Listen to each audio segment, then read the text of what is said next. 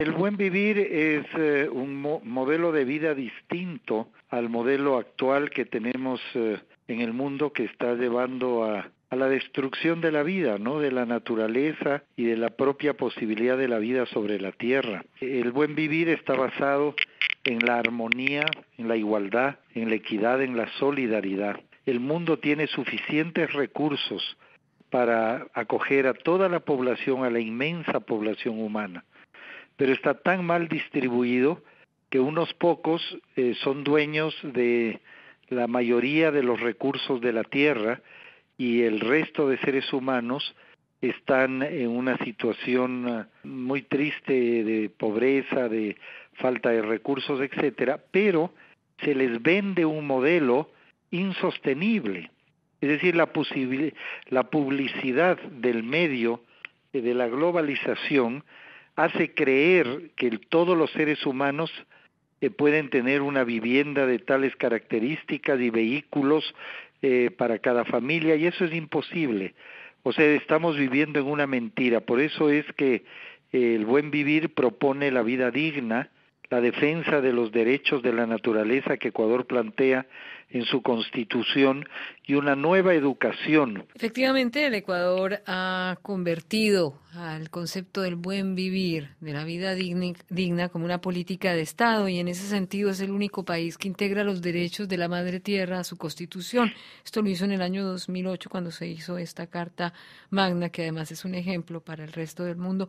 ¿Qué ha cambiado en el país, en Ecuador, desde entonces, señor ministro Freddy Ehlers? Hábleme de las ventajas que tiene el haber integrado los derechos de la Madre Tierra a la Carta Magna, sobre todo para aquellos que creen que se trata simplemente de gestos pintorescos del gobierno ecuatoriano. Hemos vivido en un mundo antropocéntrico, como lo dice muy bien el canciller boliviano David Choquehuanca, un gran amigo nuestro y que comparte la idea del Sumas Camaña con el buen vivir, con la propuesta ecuatoriana. Él dice que el mundo del capitalismo ha basado todo su devenir en el dinero, o sea, es la cantidad de dinero que tiene lo que determina el desarrollo humano, ¿no es cierto? Y eso está llevando a una situación insostenible. El socialismo, a su vez, dice Choquehuanca, cosa que es interesante, se basó no en el dinero, sino en el ser humano, en el hombre. Y él propone un paso más allá, incluso de la práctica capitalista y socialista, que es el concepto de la vida, es decir, donde el hombre está integrado en la naturaleza, porque en los otros sistemas el antropocentrismo hace que solo se piense en el hombre, y de tanto pensar en solo los derechos humanos, que evidentemente son importantes y hay que cumplirlos y respetarlos, el hombre no pensó en los derechos de los peces en el mar, en el derecho de las montañas, en el derecho del agua, de los bosques, de los árboles, y eso es lo que nos ha llevado a esta situación que algunos lo plantean como una situación realmente dramática, la que está viviendo el mundo, y que cada año está peor, no está mejor. Bueno, y concretamente ustedes en Ecuador que han asumido esos derechos de la Madre Tierra en toda su extensión, ¿qué es lo que Ecuador trae a la cumbre, qué aportes trae a la cumbre de las partes sobre cambio climático que se lleva a cabo en estos momentos en Lima? Y me refiero no solo a declaraciones o discursos, sino a qué propuesta concreta por parte del gobierno ecuatoriano que podría integrarse incluso para la conferencia crucial que tendrá lugar el año entrante sobre cambio climático aquí en París. Tal vez el punto fundamental, a más de la concientización del país, que ahora es un país que tiene muy claro la situación y los peligros que atravesamos, está el cambio de la matriz productiva, sobre todo de la matriz energética, ¿no es cierto?, en la cual el 90% de lo que hoy se ha gastado en su gran mayoría en base a petróleo y que produce gastos de efecto invernadero pasará a partir del año 2017 con un inmenso esfuerzo nacional de una gigantesca inversión a tener el 90% de la energía basada en el agua. con las centrales hidroeléctricas. Vamos a evitar, estamos en un gigantesco proyecto y programa, va a ser el primer país en el mundo que está tratando de cambiar las cocinas de gas a cocinas eléctricas basadas en electricidad que viene del agua y que no tiene ningún grado de contaminación. Las cocinas en todo el país, ese es uno de los muchísimos ejemplos que podemos darlos, pero todas las acciones, la Secretaría del Buen Vivir existe precisamente para trabajar con todos los ministerios, ir hacia la digitalización de la actividad pública, y se ha avanzado mucho en esto para hacer una administración sin papeles, ahora que hay la posibilidad del uso electrónico, y de esa manera ir rebajando el consumo de papel y por lo tanto de árboles. Y la discusión que hay en el Congreso Nacional ya de las leyes que determinarían el tema de los derechos de la naturaleza con reglamentos y leyes. Se está discutiendo ahora precisamente los derechos de los animales, ¿no? Los animales que deben tener una vida digna y que no pueden ser objeto de una utilización salvaje por parte del ser humano, y luego se irá avanzando en todos los otros temas. Es el primer paso de un hecho histórico, porque la humanidad jamás le interesó esto. Jamás avanzamos en este campo. ¿Por qué? Porque se creía que la tierra y la naturaleza tenía recursos ilimitados, porque la población del mundo era pequeña hace 2 o 3 siglos en relación a los recursos, y el mar parecía que tenía recursos inagotables, igual las selvas eran gigantescas, pero en los últimos 50 años hemos ido hacia esto que en la bioética se llama con justa razón, que nos hemos convertido en ecocidas, que es un sinónimo de suicidas. Es decir, al atacar y matar la ecología estamos autodestruyéndonos. De vehículos, es una locura que estamos viviendo y la gente no se da cuenta. Y todos los países quieren seguir creciendo cuando el mundo ya no resiste mayor crecimiento.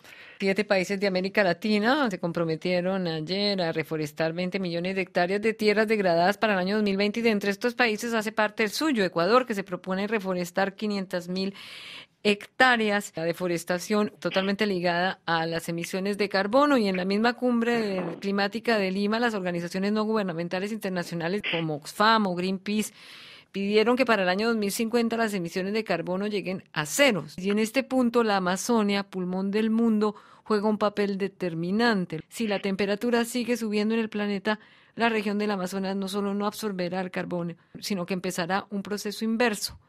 Para que nuestros oyentes entiendan, empezará a secarse. Habrá incendios forestales y, por supuesto, deforestación.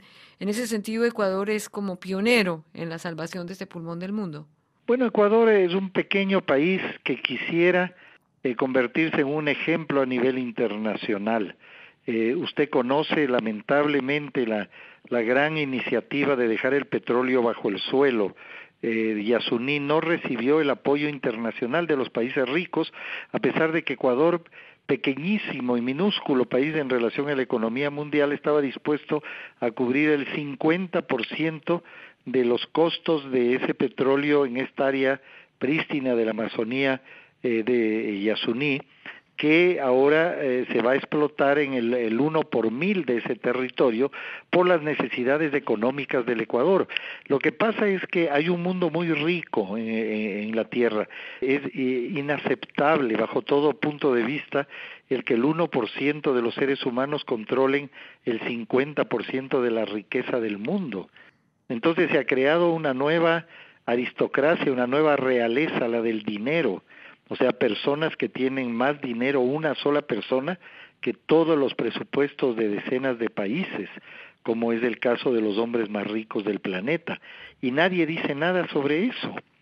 O sea, porque es como un derecho el tener una riqueza ilimitada, y no debería ser.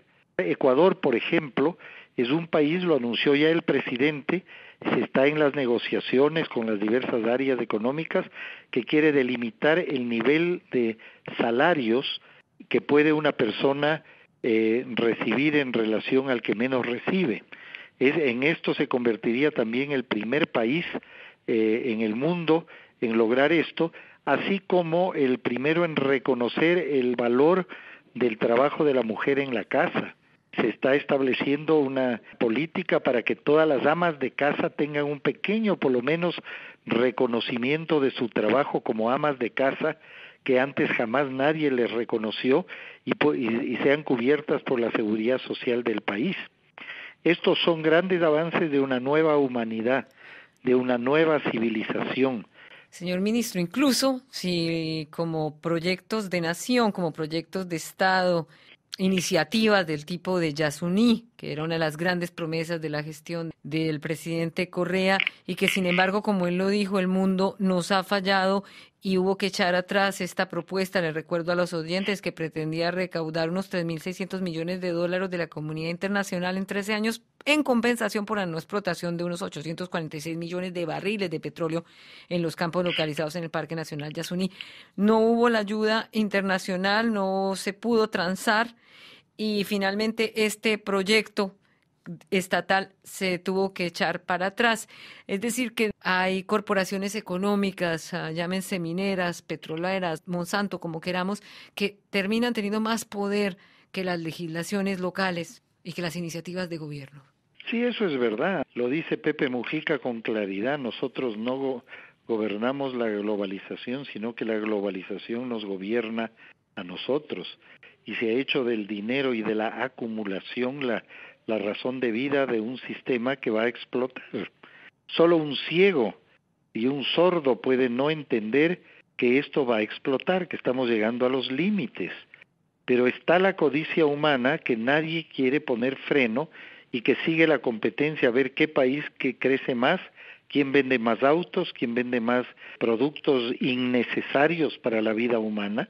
Y por eso es que la presencia y el llamado de Ecuador se está constituyendo en una referencia interesante. Nosotros tenemos que mantener mucha humildad porque lo que hemos hecho en el Ecuador es apenas un pasito, es una cosa pequeñita, pero creo que puede servir de ejemplo para el resto del mundo. Si es que pusieran límites en Francia y en Europa y en Estados Unidos y en China y en Japón a la cantidad de dinero que una persona puede ganar, el mundo cambiaría dramáticamente. Tiene que haber un cambio en el alma y en la mente de las personas. No tenemos otra alternativa. Y nosotros creemos que la alternativa a lo que se ve en el Medio Oriente, a la guerra y a la muerte y al enfrentamiento ya a balazos, es el buen vivir. Es una propuesta no ideológica, sino el buen vivir es una actitud social, un nuevo contrato social, un nuevo compromiso entre los seres humanos de cambiar nuestra forma de vivir. Hay un despertar en el mundo, en los jóvenes. Hay jóvenes que ya no quieren vivir en el mundo del consumismo y eso nos alienta mucho. Señora Freddy Ellerza, ministro del Buen Vivir de Ecuador, muchísimas gracias por compartir con nosotros esta nueva idea de bienestar. Gracias por habernos acompañado en Radio Francia Internacional. Un saludo y muchas gracias.